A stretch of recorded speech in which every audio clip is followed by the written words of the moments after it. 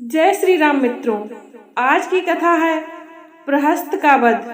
अग्निपुत्र नील के हाथों प्रहस्त के वध का समाचार सुनते ही रावण क्रोध से तमतमा उठा, किंतु थोड़ी ही देर में उसका चित्त उसके लिए शोक से व्याकुल हो गया। उसके मन में भय उत्पन्न होने लगा। वह मंत्रियों से बोला, शत्रुओं को नगण्य समझकर मैं उनकी अवहेलना करता रहा, इसी का परिणाम है प्रहस्त भी मारा गया। अब मैं समझता हूँ कि मुझे परम वीर कुंभकर्ण को जगाकर रणभूमि में भेजना होगा। केवल वही ऐसा पराक्रमी है जो देखते देखते शत्रु की संपूर्ण सेना का संहार कर सकता है। रावण की आज्ञा पाकर उसके मंत्री ब्रह्मा के शाप के कारण सोए हुए कुंभकर्ण के पास जाकर उसे जगाने लगे। जब वह चीखने चिल्लाने और झकझोरने से भी न उठा तो वे लाठियों और मूसलों से मार मार कर उसे जगाने लगे। साथ ही ढोल नगाड़े बजाकर भारी शोर करने लगे, किंतु उसकी नींद न खुली। अंत में तोपों को दाग कर उसकी नाक में डोरी डालकर बड़ी कठिनाई से उसे जगाया गया। जब उसकी नींद टूटी तो मांस मदिरा का असाधारण कलेवा करके वह बोला, तुम लोगों ने मुझे कच्ची नींद से क्यों जगा दिया? सब कुशल तो है? कुंभकर्ण का प्रश्न सुनकर मंत्री यूपाक्ष ने हाथ जोड़कर निवेदन किया, हे राक्षस शिरोमणि, लंका पर बानर ने आक्रमण कर दिया है। अब तक हमारे बहुत से पराक्रमी वीरों तथा असंख्य राक्षस सैनिकों का संहार हो चुका है।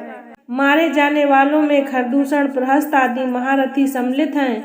लंका भी जला दी गई है। ये सब बानर अयोध्या के राजकुमार राम की ओर से युद्ध कर रहे हैं। इस भयंकर परिस्थिति के कारण ही महाराज ने आपको जगाने की आज्ञा दी है। अब आप जाकर उन्हें धैर्य बंधाएं।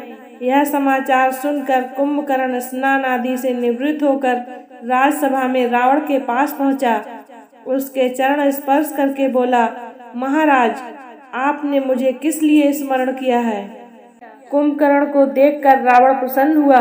वह बोला, महाबली वीर, दीर्घ काल तक सोते रहने के कारण तुम्हें यहाँ के विषय में कोई जानकारी नहीं है। अयोध्या के राजकुमार राम और लक्ष्मण बानरों की सेना को लेकर लंका का विनाश कर रहे हैं। उन्होंने समुद्र पर पुल बांधकर उसे पार कर लिया है। इस समय लंका के चारों ओर बानर ही बानर दिखाई देते हैं।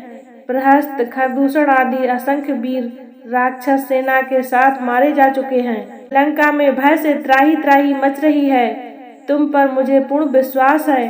तुमने देवासुर संग्राम में देवताओं को खदेड़कर जो अद्भुत वीरता दिखाई थी, वह मुझे आज भी स्मरण है। इसलिए तुम बानर सेना सहित दोनों भाइयों का संहार करके लंका को बचाओ। इसके अतिरिक्त रावण ने विभीषण के निष्कासन आदि बातें भी उसे विस्तार पूर्वक बताई। यह सुनकर कुंभकर्ण ने पहले नीति संबंधी बहुत सी बातें कहते हुए रावण को समझाया।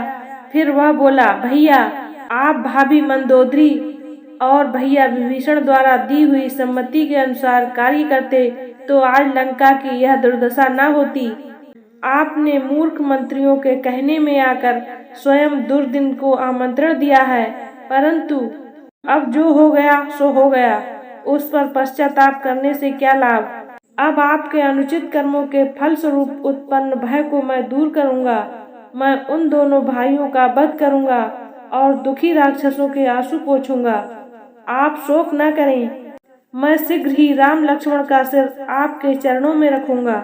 आज की कथा को यहीं पर विराम देते हैं। कथा को पूरा सुनने के लिए धन्यवाद। इससे आगे की कथा है रावण कुंभकर्ण संवाद, देखना ना भूलें। इसी तरह की ज्ञानवर्धक कथा कहानियों को सुनने के लिए हमारे चैनल को लाइक, शेयर एंड सब्सक्राइब करें। जय श्री राम।